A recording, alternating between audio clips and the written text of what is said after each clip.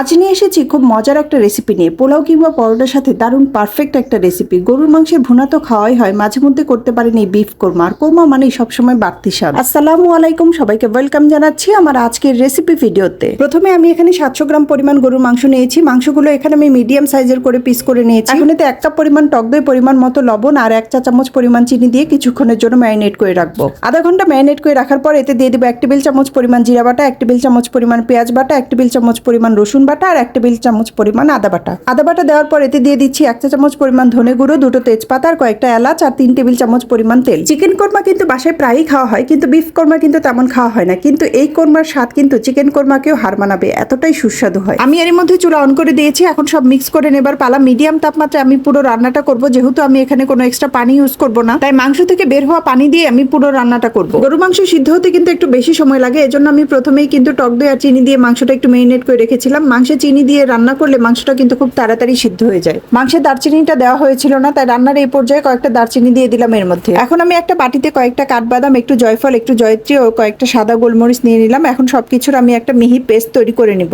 তৈরি করা এই পেস্টটা একটু সাইডে রেখে এখন আমি একটা বাটিতে 1 কাপ পরিমাণ দুধ নিয়ে নিব। এরপর এর সাথে দিব 1/2 কাপ পরিমাণ গুঁড়া দুধ। ভালো করে মিক্স করে নেব পুরোটা। গরুর মাংস যেমন সুস্বাদু, তেমনি এতে রয়েছে উচ্চমানের প্রোটিন। একে রেড মিট বা লাল মাংস বলা হয়। অতিরিক্ত গরুর মাংস যেমন আমাদের জন্য ক্ষতিকর, তেমনি পরিমিত গরুর মাংস কিন্তু আমাদের জন্য উপকারী। আমরা মোটামুটি সবাই ধারণা করি যে গরুর মাংস একটি ক্ষতিকর খাবার, যা এড়িয়ে চলা উচিত, কারণ এটি কোলেস্টেরল বৃদ্ধিতে সহায়তা করে। সত্যি কথা বলতে কি, গরুর মাংসের অনেক উপকারী দিকও আছে। পরিমিত পরিমাণে আর সঠিকভাবে খেলে এর থেকে যে পরিমাণ পুষ্টি পাওয়া যায় তা সমপরিমাণ অন্য কিছুতে পাওয়া কঠিন। যাই হোক, পেস্ট করা মশলাটা আমি এর মধ্যে মাংস দিয়ে দিয়েছি। এখন ভালো করে মিক্স করে নিচ্ছি। পাশে আমি পেঁয়াজ বেরেস্তার জন্য পেঁয়াজটা ভেজে নিচ্ছি। এখন আমি এতে গুঁড়া দুধ, মিক্স করা দুধটা এতে দিয়ে দিব। এরপর এতে দিয়ে দিব 1 কাপ পরিমাণ পেঁয়াজ বেরেস্তা। এখন সবকিছু মিক্স করে নেবার পালা। কোরমায় পেঁয়াজ বেরেস্তা সবসময় একটা আলাদা রং, স্বাদ আর গন্ধ নিয়ে আসে, যা সবসময় খাবারকে আরো সুস্বাদু আর লোভনীয় করে তোলে। বিভিন্ন উপলক্ষ বা ঘরোয়া আয়োজনে একটু অন্যরকম পদ হলে কিন্তু ভালোই লাগে। এছাড়া ছুটির দিনে একটা বিশেষ পদ হলে কিন্তু খাবারে বৈচিত্র্যতাও আসে। এই মাংসটা আমি এখন ঢেকে কমপক্ষে আধা ঘন্টা মিডিয়াম তাপমাত্রায় রান্না করব, কারণ আমি যেহেতু এতে কোনো পানি ইউজ করিনি, তাই অতিরিক্ত তাপমাত্রায় এটা যদি পোড়া লেগে যায় তাহলে পুরো টেস্টটাই কিন্তু নষ্ট হয়ে যাবে। আধা ঘন্টা পরে কয়েকটা আস্ত কাঁচামরিচ উপর থেকে দিয়ে ভালো করে মিক্স করে নিয়ে আবার 10 মিনিটের জন্য ঢেকে রাখবো। এই আস্ত কাঁচামরিচের কোরমায় কোনো ঝাল অ্যাড হবে না, কিন্তু দারুণ একটা ফ্লেভার যোগ হবে। আপনি চাইলে এই রেসিপিটা শুধুমাত্র টক দই দিয়েও করতে পারেন, কিন্তু দুধ আর গুঁড়া দুধ ইউজ করলে আমার মনে হয় টেস্টটা আরো বেশি ভালো আসে। মাংসের ঝোল থেকে যতক্ষণ না পর্যন্ত তেল ছেড়ে আসছে ততক্ষণ পর্যন্ত আমাদের এটা রান্না করতে হবে। এখানে খেয়াল করতে পাচ্ছেন আমার কোরমার ঝোল থেকে কিন্তু তেল ছেড়ে দিয়েছে আর অনেকটা ক্রিমি আর মাখা মাখা হয়ে এসেছে পুরো ঝোলটা।